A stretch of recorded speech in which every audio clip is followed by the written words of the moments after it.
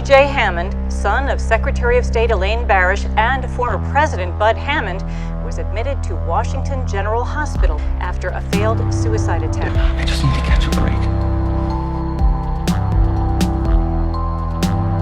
He's an addict, Douglas. Little shit's never gonna learn.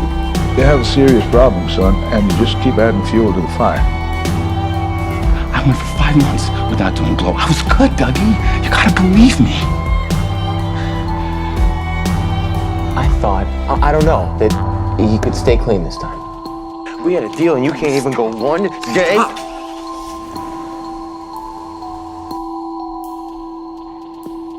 Is that what it was to you, a stunt?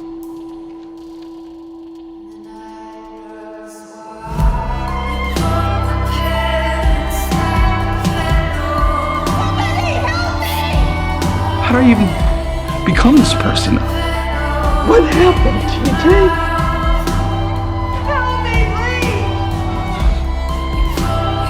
I'm sorry. He didn't choose our life, and he doesn't have the strength to withstand it. I hate this family. I'm so sorry. I didn't mean